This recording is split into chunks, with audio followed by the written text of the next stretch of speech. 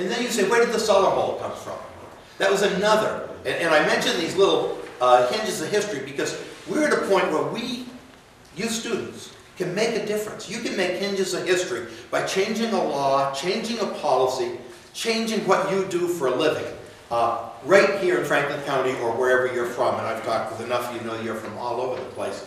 But a hinge of history was that there was an American ambassador to Portugal when Napoleon invaded Spain, and that ambassador paid for and bought the equestrian merino sheep and came over here.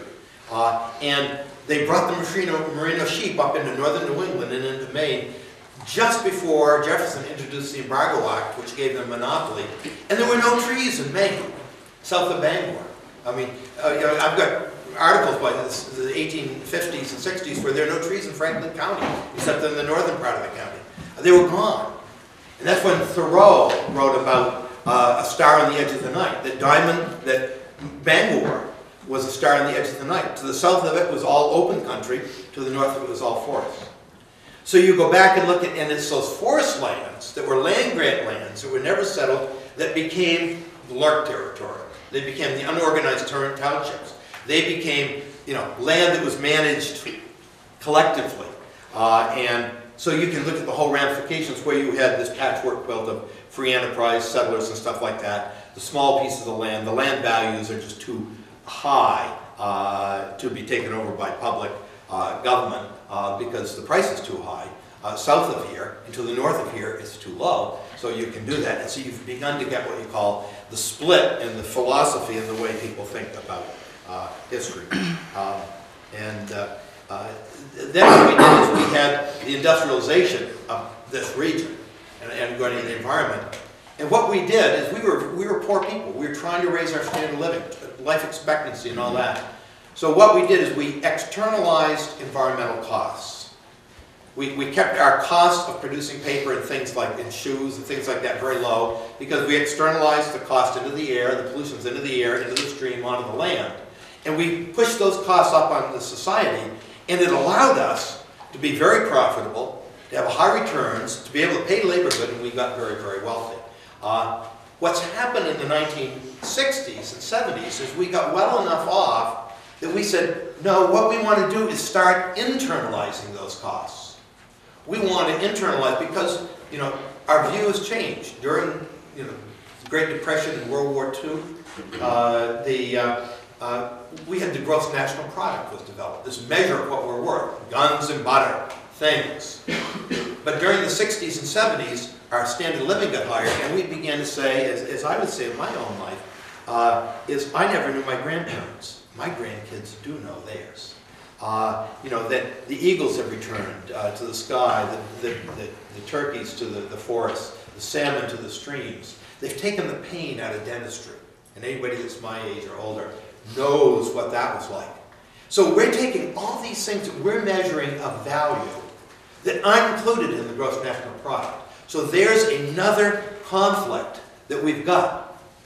We've got young people and old people that want to earn a living. They want to be the blue-collar millionaires of Millinocket and Rumford and stuff like that, where they got really, really good salaries.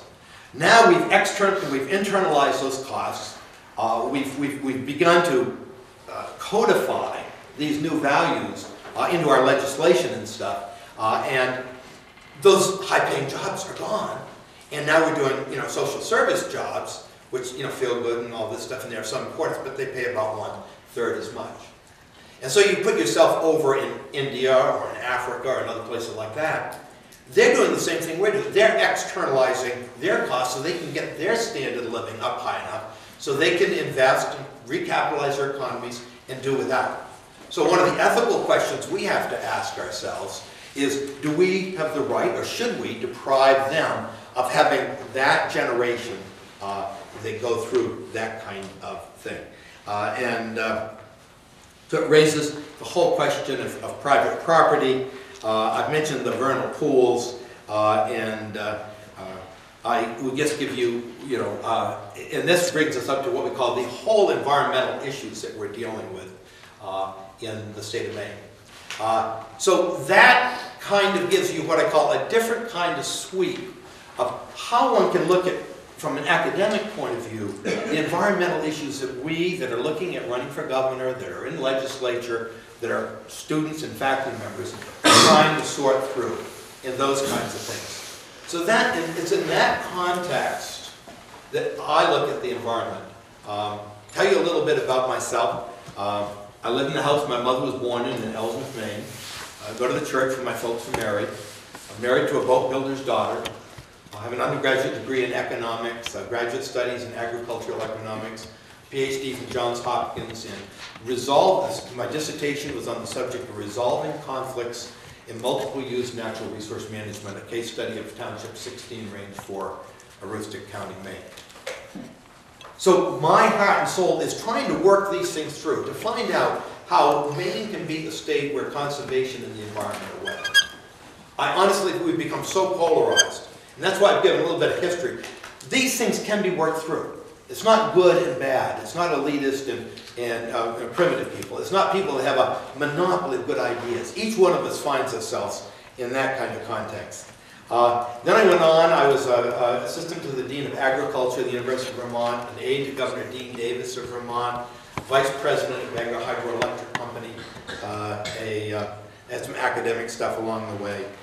Was the director of the Division of Energy and Power Development for the state of Alaska, director of the Division of Finance and Economics for the state of Alaska, director of the Office of Forest Products for the state of Alaska, and then came back, and for the last 23 years I've been president of Hudson University, and I stepped down to run for governor on December 31st.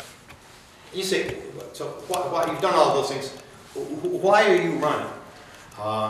And I say, I guess the other thing too is that I'm a lifelong Republican.